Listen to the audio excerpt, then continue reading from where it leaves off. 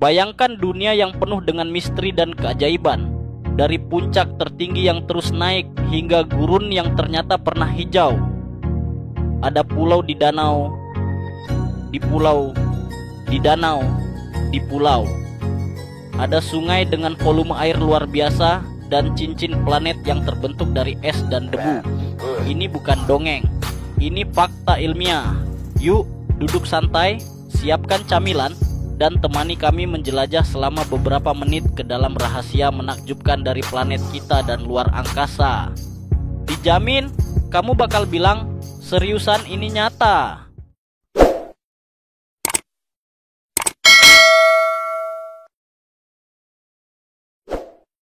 Gunung Everest terus bertambah tinggi. Tahukah kamu, Gunung Everest, puncak tertinggi di dunia, sebenarnya masih bertambah tinggi setiap tahun. Kok bisa? Ini bukan sihir, tapi hasil dari tabrakan lempeng tektonik raksasa yang terjadi jauh di bawah permukaan bumi.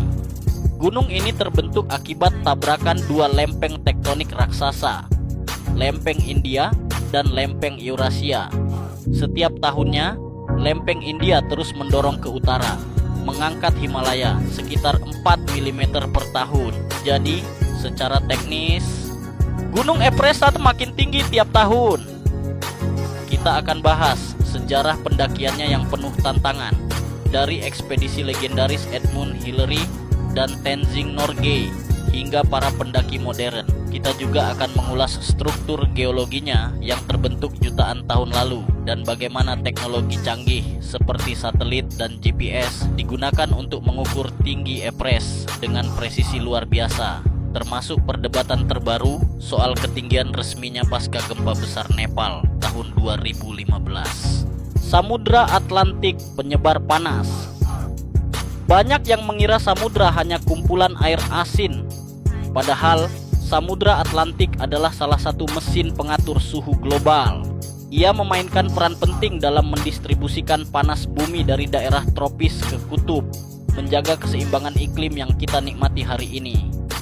Melalui arus teluk Gulf Stream, air hangat dari kawasan tropis mengalir ke arah utara dan membawa panas menuju wilayah Eropa. Aliran ini berperan besar dalam membuat Eropa lebih hangat daripada wilayah lain di garis lintang yang sama seperti Kanada atau Siberia yang justru lebih dingin karena tidak mendapat pemanas alami ini. Kita akan lihat bagaimana arus ini bekerja secara detail, dari pergerakan massa air hangat hingga interaksi dengan angin dan rotasi bumi. Kita juga akan bahas bagaimana arus ini menjaga kestabilan iklim global dan kenapa perubahan iklim seperti mencairnya es kutub atau naiknya suhu lautan bisa mengganggu sistem besar ini dan memicu perubahan drastis di berbagai belahan dunia. Pohon tertua di dunia.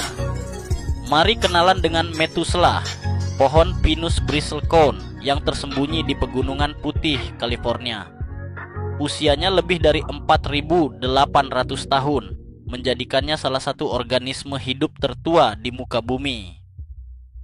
Ia tumbuh perlahan di lingkungan ekstrem, tanah miskin nutrisi, suhu dingin, dan angin kencang. Justru kondisi keras itulah yang membuatnya awet. Kita juga akan bahas pohon lain seperti Old Gecko di Swedia. Pohon klonal berusia lebih dari 9.500 tahun yang beregenerasi dari akar yang sama, dan koloni pohon Pando di Utah, sistem akar tunggal terbesar dan tertua di dunia dengan usia diperkirakan mencapai 80.000 tahun. Rahasia mereka ada pada kemampuan regenerasi, pertumbuhan lambat, dan adaptasi ekstrem terhadap lingkungan. Mereka bukan hanya saksi sejarah, tapi juga simbol ketahanan hidup di planet ini. Australia dan spesies racunnya. Kalau bicara tentang Australia, satu hal yang langsung muncul di benak, deretan makhluk beracun yang seolah bikin alamnya punya mod bertahan hidup ekstrim. Mulai dari laba-laba funnel web yang gigitannya bisa sangat mematikan, ular taipan pedalaman yang disebut-sebut sebagai ular paling berbisa di dunia, hingga platypus jantan, mamalia lucu tapi punya taji beracun di kakinya. Alam Australia benar-benar penuh kejutan. Kenapa begitu banyak makhluk beracun di Australia? Ternyata jawabannya berkaitan dengan sejarah geologisnya yang unik.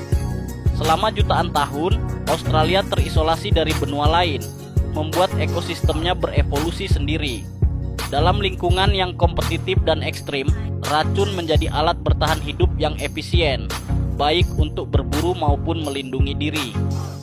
Kita akan mengulik teori-teori evolusi dan seleksi alam yang membentuk alam bertahan hidup khas Australia ini.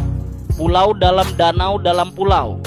Sekarang waktunya kita bahas fakta geografis yang bikin mikir keras dan bilang, "Hah, bisa gitu?" Ada pulau kecil di Filipina bernama Vulcan Point. Yang bikin pusing adalah pulau ini terletak di tengah Danau Taal.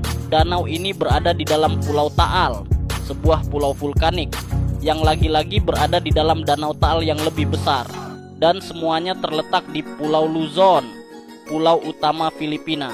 Iya, jadi ini adalah pulau di danau, di pulau, di danau, di pulau. Pusing sama mind blown. Kita bahas struktur vulkaniknya, mulai dari kaldera yang terbentuk akibat letusan dahsyat ribuan tahun lalu, hingga aktivitas geotermal yang masih terjadi sampai sekarang. Tempat ini adalah hasil dari serangkaian letusan besar yang membentuk lanskap unik dan menakjubkan. Sungai Amazon dan volume airnya. Amazon bukan cuma sungai terluas di dunia, tapi juga yang membawa volume air paling masif. Saat musim hujan, jumlah air yang mengalir bisa mencapai lebih dari 200.000 meter kubik per detik. Itu hampir setara gabungan 10 sungai besar lainnya di dunia. Sungai ini mempengaruhi iklim regional dan menjadi jalur kehidupan bagi jutaan spesies serta manusia yang bergantung padanya. Kita jelajahi satwa liarnya yang menakjubkan, dari lumba-lumba air tawar hingga anakonda raksasa, serta kehidupan suku-suku pribumi yang hidup selaras dengan alam. Sungai ini juga berperan sebagai paru-paru bumi karena hutan hujan di sekitarnya menyerap karbon dalam jumlah besar dan menghasilkan oksigen untuk planet kita. Sahara dahulu adalah padang rumput. Dulu Sahara itu hijau, penuh sungai yang mengalir, danau yang luas, dan dihuni oleh hewan-hewan besar seperti gajah dan kuda Nil. Pemandangannya lebih mirip sabana Afrika daripada gurun pasir seperti sekarang. Sekitar 6.000 sampai 7.000 tahun lalu, Sahara mengalami perubahan iklim drastis yang mengubah lanskapnya dari padang rumput subur menjadi gurun luas seperti sekarang. Kita akan telusuri jejak peradaban masa lalu melalui arkeologi, lukisan cadas yang menggambarkan perburuan dan kehidupan sehari-hari, hingga fosil-fosil makhluk besar seperti gajah, jerapah, dan kuda Nil yang pernah hidup di sana.